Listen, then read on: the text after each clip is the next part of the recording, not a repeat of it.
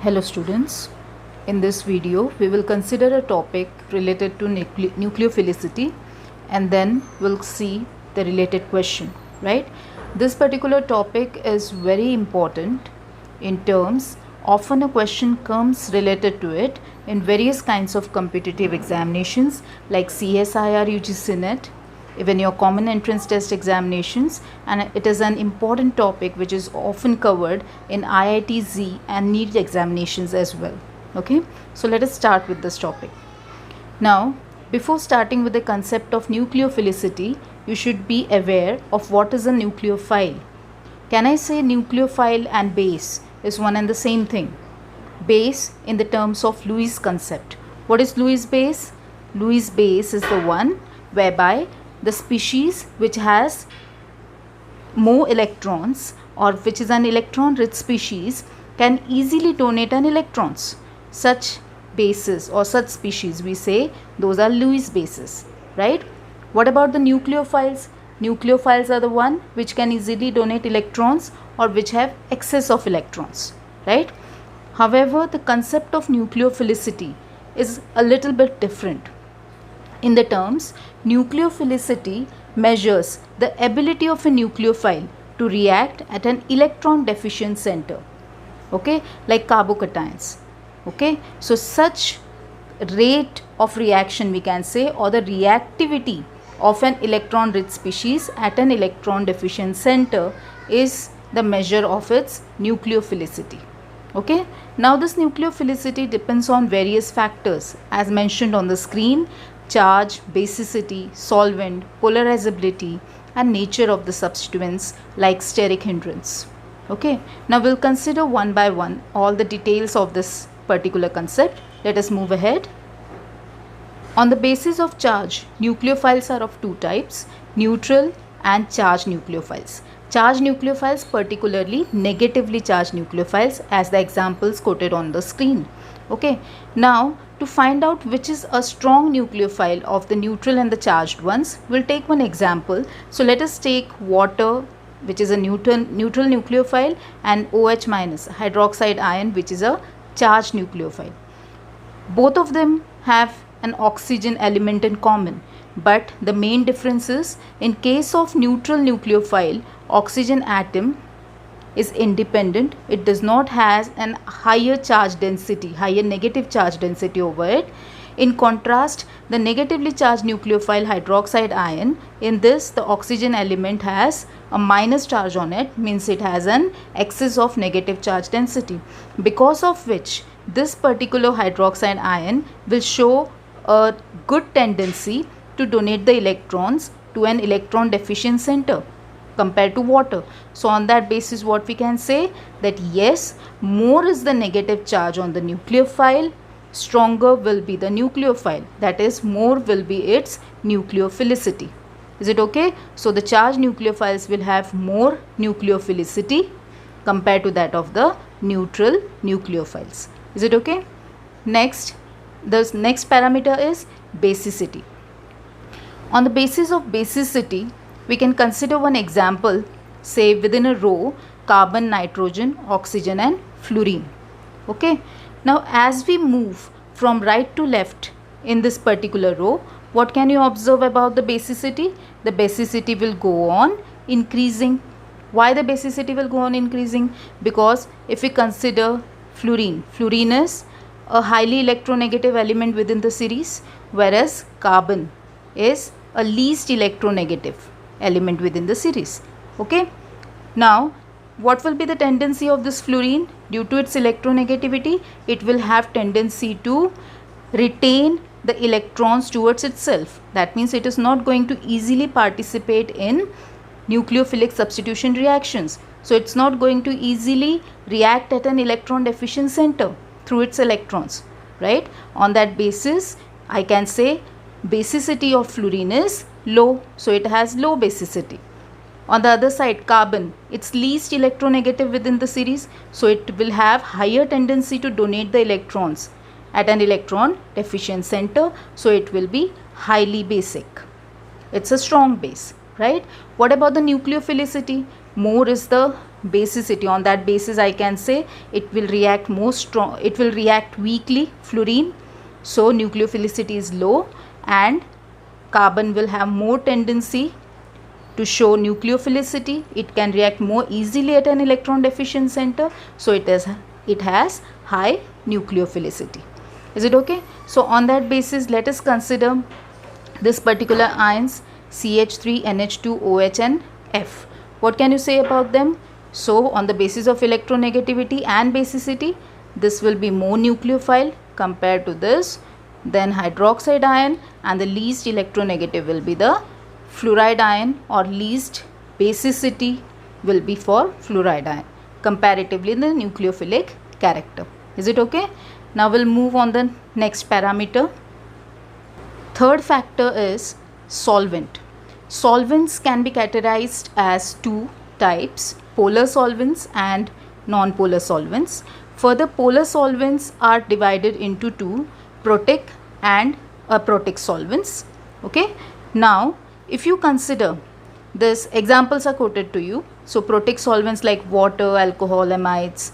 Aprotic solvent like acetone, acetonitrile, DMSO, this is DMSO, or DMF, dimethyl formamide, and so on, right? Now what is basically a protic solvent? What is a protic solvent?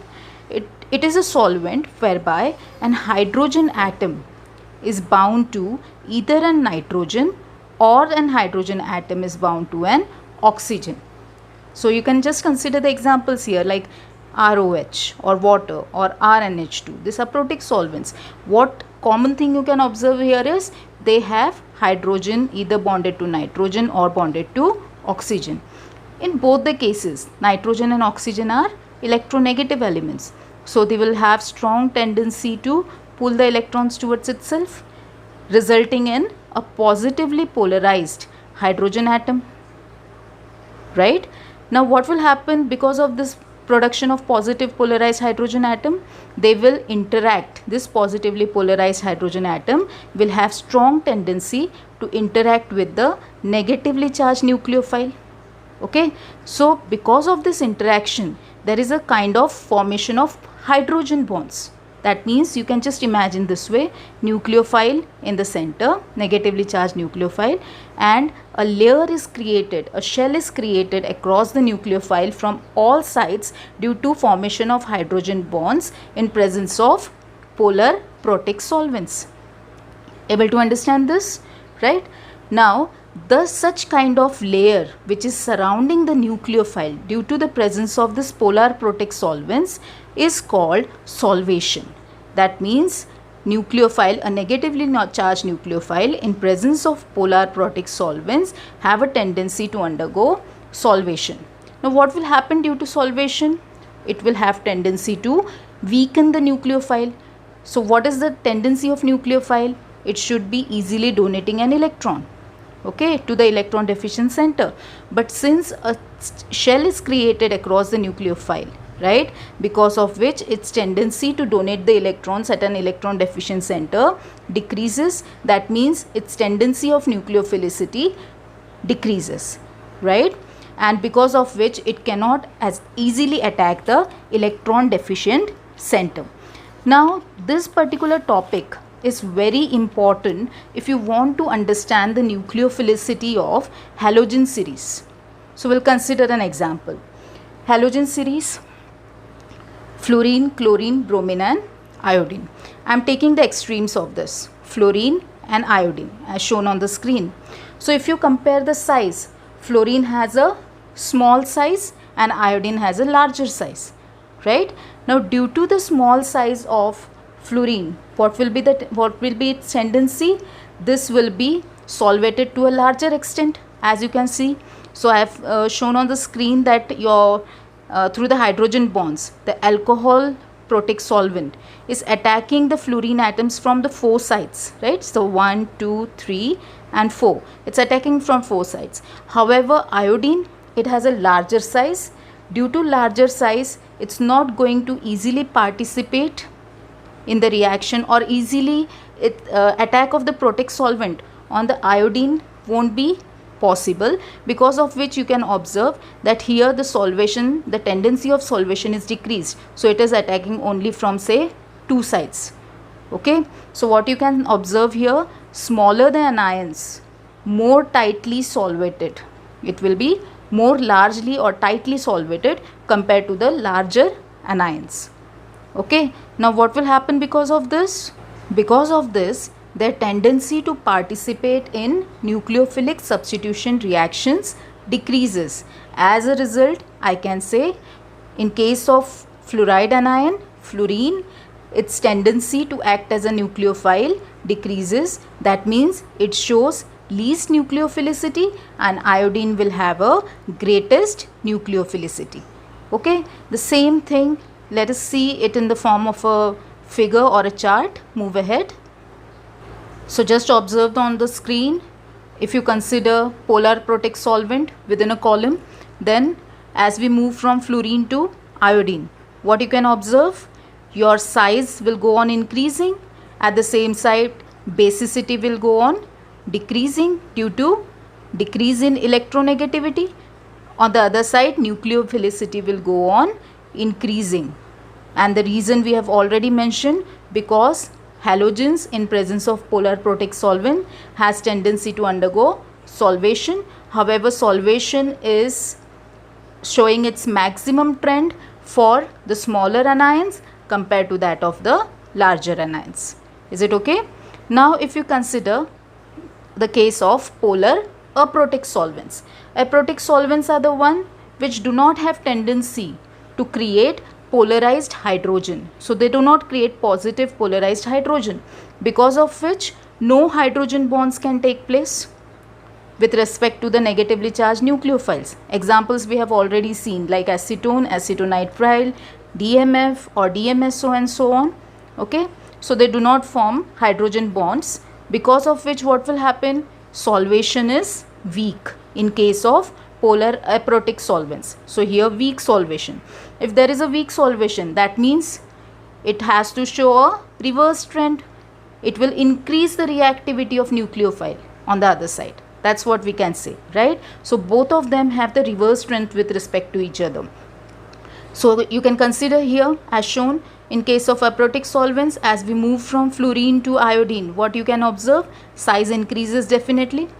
Basicity decreases, yes, it decreases due to electronegativity decrease, but nucleophilicity, in this case it was increasing, but in case of aprotic solvent it is decreasing, because solvation effect is almost neglected, or you can say solvation is getting weaker, and so the reactivity of nucleophile, which is having higher electronegativity, the nucleophilicity of fluorine in that case will be more, and nucleophilicity of iodine will be less.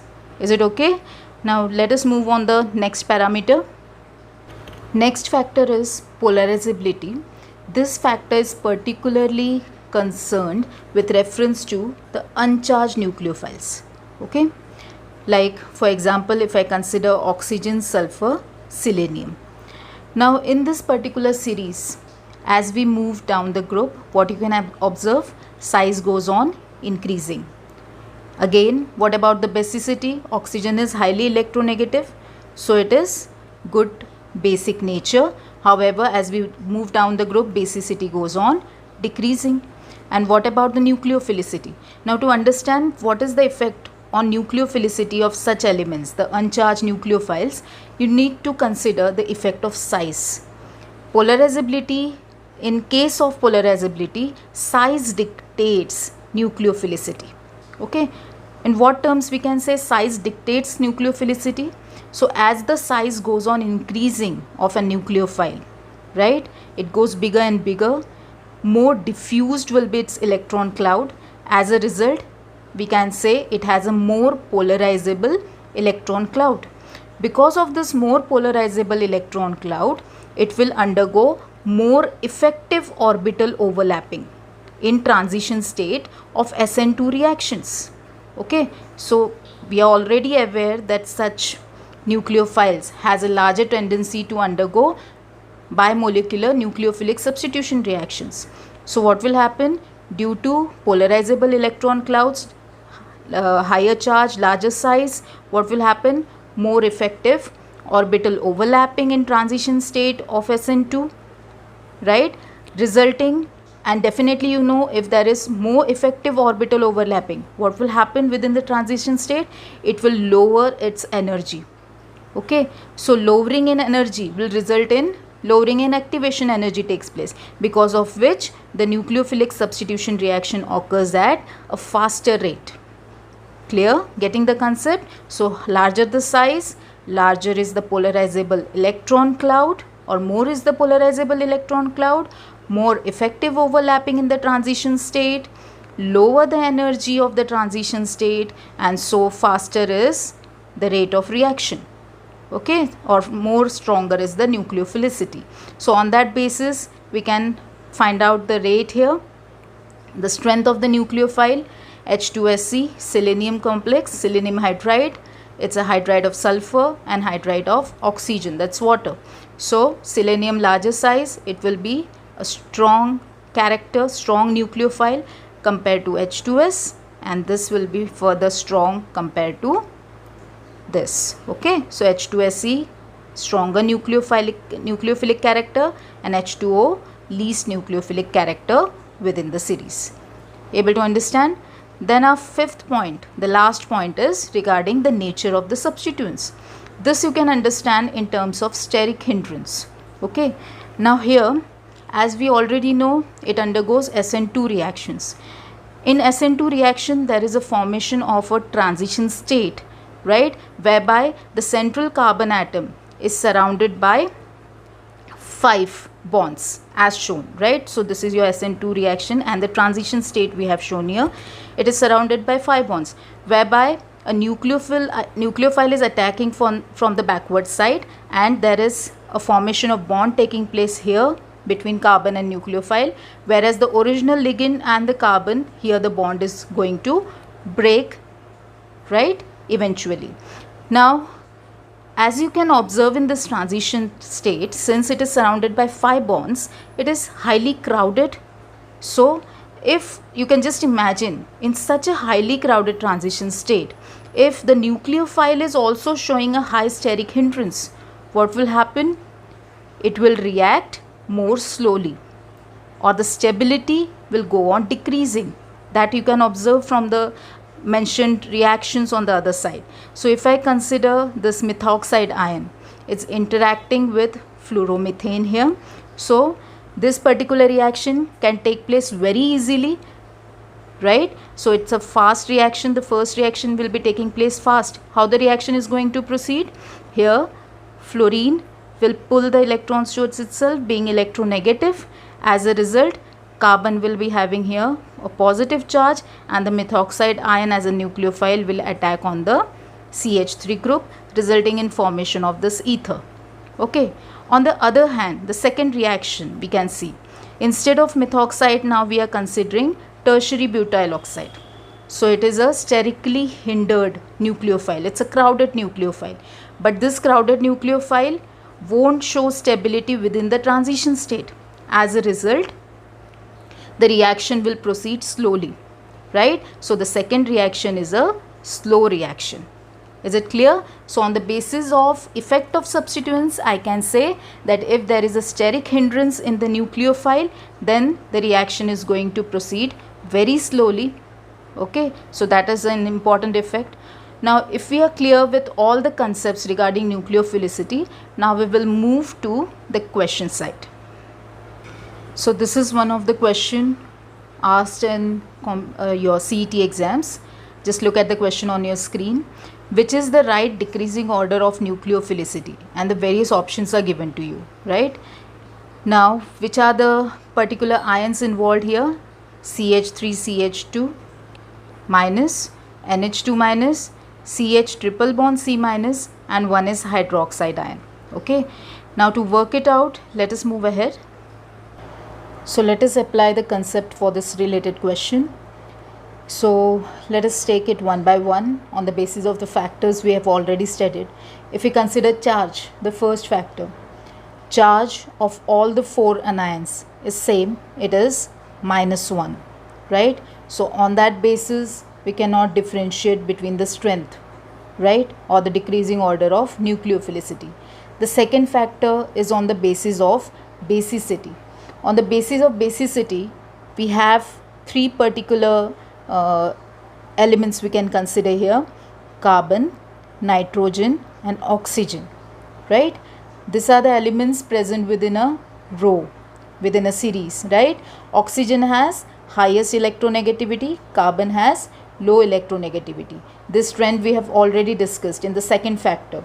So accordingly, nucleophilicity increases in this direction, right? So on that basis, I can say this will be CH3 CH2 minus ion, right? And then the second type of carbonyl, your carbon anion, that is CH triple bond C minus, should be almost equivalent on the basis of this carbon which we are considering. Then will be followed by your nitrogen series NH2 minus, and then is followed by OH minus, right, up till here. But if you look at all the options available to us, you're not getting any kind of option in this form, right? Means we are missing somewhere. So let us move ahead. At least you have till date, you have till time that yes, carbon anions will be showing more nucleophilic character compared to nitrogen and compared to then oxygen. Then the next parameter which we can consider, next parameter is related to solvent. See, the solvent parameter is not important to us in this particular question because they have not specified any kind of solvent existence, whether it is a polar solvent, whether it is a Protec or a Protec solvent. So no need to consider this. And one more thing, important thing to remember is solvent factor is a very important characteristic for halogen series, and it is least important for other anions in particular. Okay, so we would ignore that particular character, right? The next factor was your polarizability, the size. Again, the size does not matter here. The main factor which matters here was electronegativity, the basicity factor that we have already considered. Fifth factor was regarding steric hindrance. Again, that is not of importance because I cannot see any such nucleophile in this particular series whereby there is any kind of steric hindrance present within a nucleophile, right? So then how can we judge? So there is one more important concept we can relate here. It's with reference to this triple bonded compound, triple bonded ion, right? This is an alkyne whereby and terminal hydrogen has been replaced. It's been replaced, and this is called as acetylide ion. Now in this case of acetylide ion, what you can observe is the first thing is the acetylide a nucleophile? Yes, it is a nucleophile because it has weak pi bonds. There are 2 pi bonds, right? They have weak pi bonds because of which it can easily show a tendency to donate the electrons, and so it is a nucleophile. Then next, let us check the hybridization of the carbon nucleophiles. If you consider CH3 CH2 minus and the other carbon nucleophile which you have CH triple bond C minus, here this particular carbon has an sp3 hybridization, and this carbon with a negative charge has an sp hybridization, or it has an sp hybrid orbital. Because of this sp hybrid orbital, it will have a high degree of s orbital character, right? So in this case, in case of sp3, there was 25% s character, whereas in case of sp hybridization, it has 50% s character, right? And more is the s character, what will happen? It will have a stronger tendency to attract the electrons towards itself because it is closer to the nucleus, right? That means electronegativity of this particular carbon is more compared to that of this particular carbon. Is it right? Now it has again been observed that this electronegativity of this acetylide ion is comparable to that of the hydroxide ion. Okay, so on the basis of the basicity and the hybridization and then the corresponding electronegativity, your right option is option number 1. So CH3 CH2 minus will be a strong nucleophile. Then the nucleophilicity will be, at the second number will be NH2 minus on the basis of electronegativity, followed by this acetylide ion. Because of sp hybridization, it will also have a strong nucleophilic character, and the least will be an hydroxide ion, because oxygen which is attached in the hydroxide ion is highly electronegative, so it is not going to easily donate the electrons at an electron deficient center. Is it okay? So that's about such type of questions. I hope you are very much clear about the topic. That's for today. Thank you for watching.